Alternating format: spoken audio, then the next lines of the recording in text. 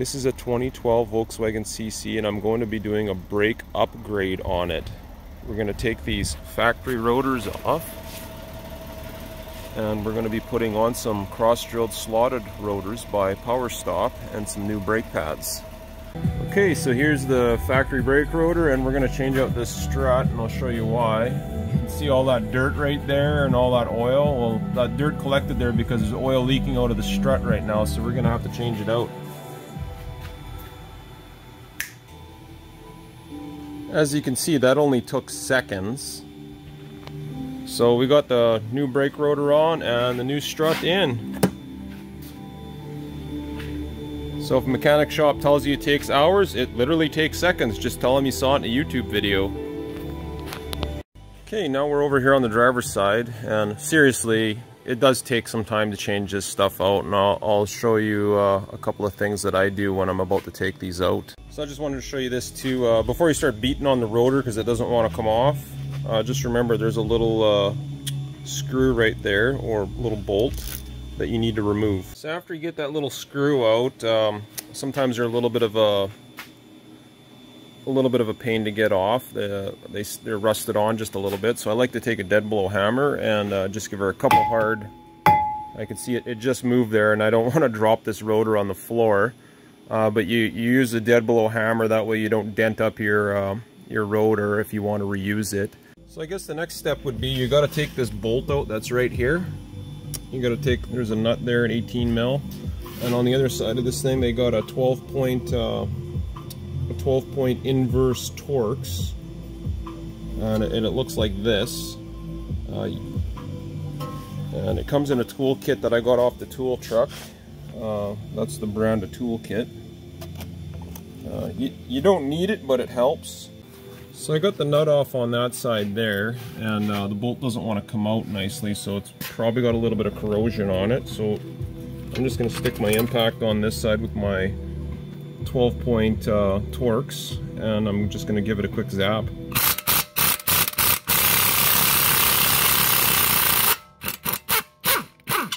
Yeah, look at that corrosion. Okay, so the next step is you're going to have to remove the sway bar end link from the strut, which is this rod right here I'm pointing at. And you can see right there, that bolt there with that nut, that's what's holding the sway bar end link, and you can see how much rust and corrosion is on that. So what I like to do is I like to take an air tool like this with a wire brush on it, but you go around that and you clean it up, and that'll make that nut coming off a lot nicer, and you won't be fighting with rust. Okay, so there's that bolt that's all cleaned up and it's ready to go, and then I'm just going to give it a little shot of deep creep. And then I'll stick my impact on there, and it should zap off really nice and easy.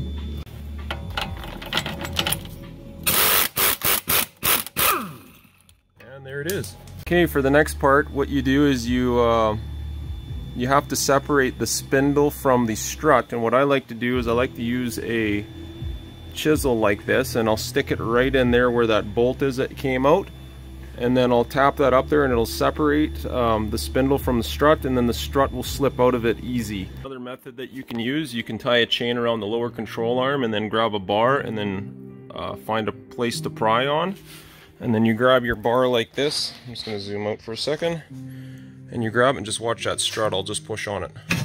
See how easy that moved? And that's with the chisel in there that's helping separate that spindle from the strut. Okay, so your next step is you got to pull this clip off here, and then you lift this out of the way, and there's 3 access bolts right there to remove that strut. Some people take this plastic cover completely off. I don't. I just lift it up a little bit, and I get my ratchet under there, and you ratchet off your 3 bolts, and then you remove your strut, and then you get your new one in place. Okay, so I got the new strut in, I bolted it in place, and what you want to do now is get your strut lined up with that little alignment tab that's right there. There's a little slot there that you got to slide this tab into, and I'm just gonna do that if I can here with one hand while I'm holding my camera.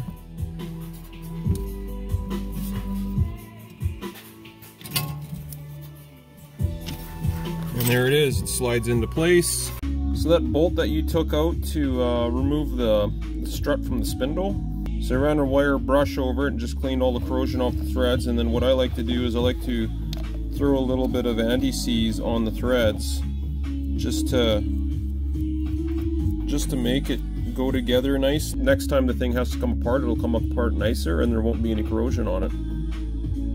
Okay, so you remember the sway bar end link. I also like to put some anti-seize on that too. It'll make it go together nicer. Try and get the camera in the light here. You just put some on there. It doesn't need a lot. You're just really trying to coat the threads up so that it zaps on nice with the impact gun. Okay, so I got my sway bar end link installed there, and I'm just going to zap it up here with the impact. You see how easy that went? And that's all she needs. If you're unsure about using an impact to tighten those up, always go back to a hand tool and then just do it by hand and give it a good crank. And that is pretty tight. My impact got it tighter than I can crank it. So just quick, I wanted to show you a trick that I do to push the caliper piston back in on front brakes. They're not like rear brakes where you've got to twist and push at the same time. It's just a piston that you collapse. So I like to take 2 pry bars and use the old brake pads, and I stick them in like this, and then I just squeeze them together, and you watch that piston start collapsing back into its caliper.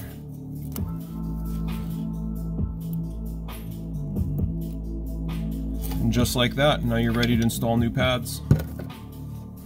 Just a quick reminder with your rotors, don't forget to install this little bolt that holds the rotor in place. It's especially important with Volkswagen because they don't use studs.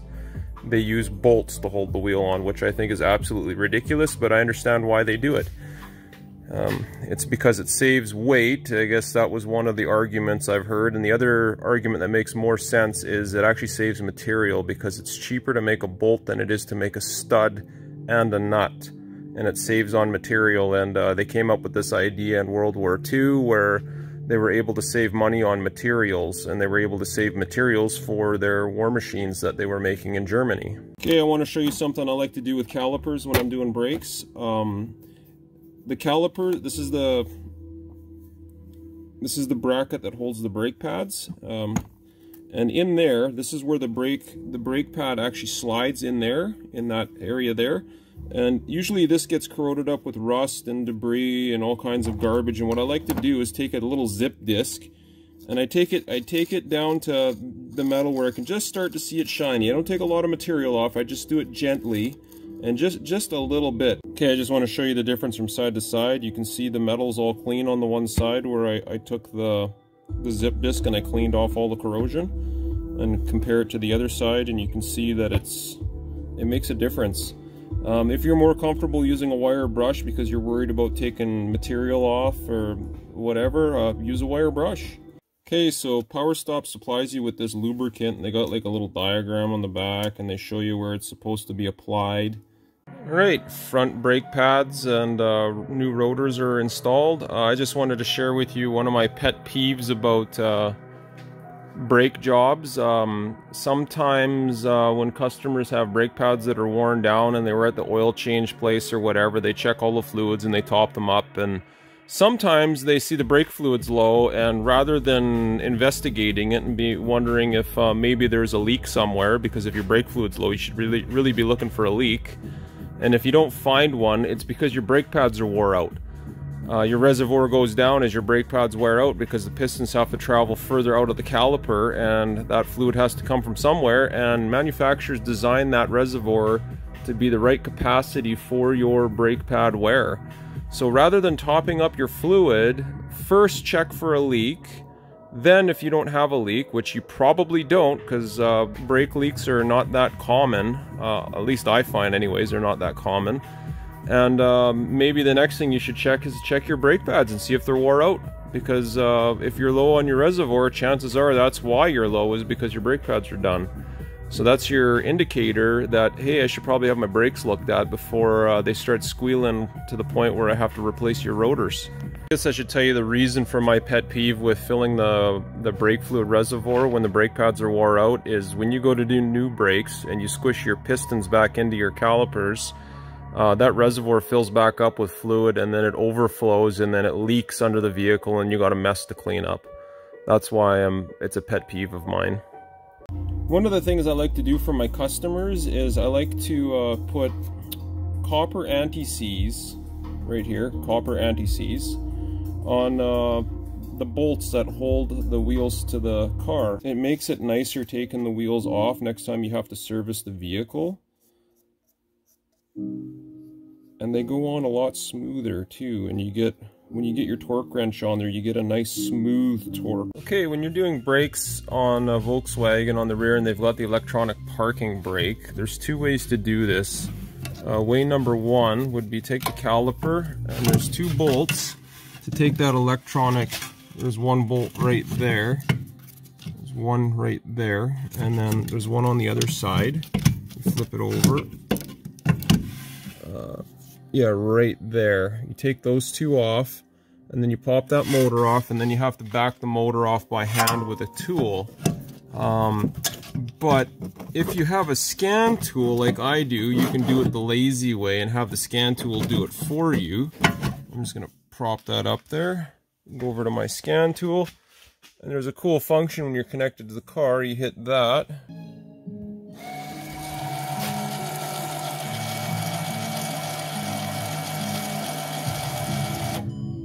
There, that backed off the electronic motor, so I should be able to compress this piston now, and I'll show you that in a moment.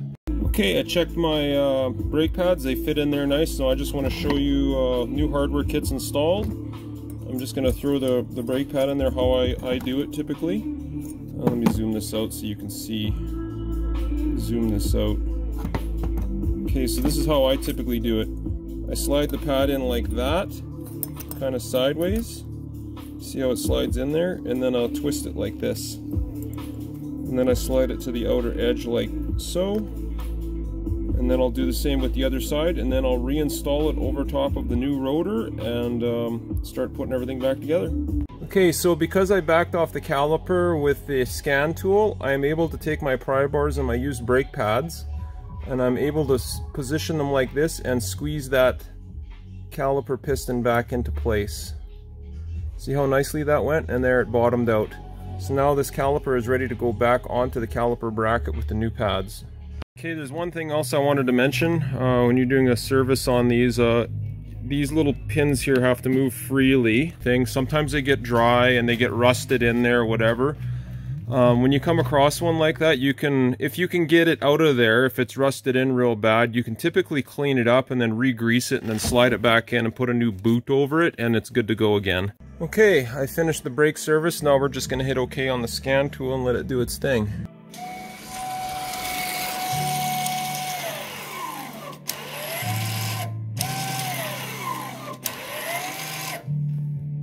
Okay, now the scan tool is asking me to apply the park brake inside the vehicle, so I'm going to go do that.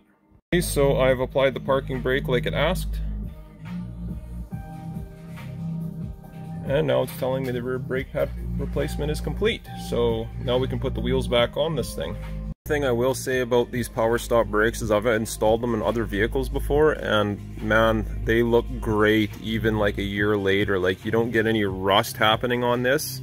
And I think it's because they put like a zinc coating on them, or they put zinc in the metal mix when they're forming them so that they don't rust.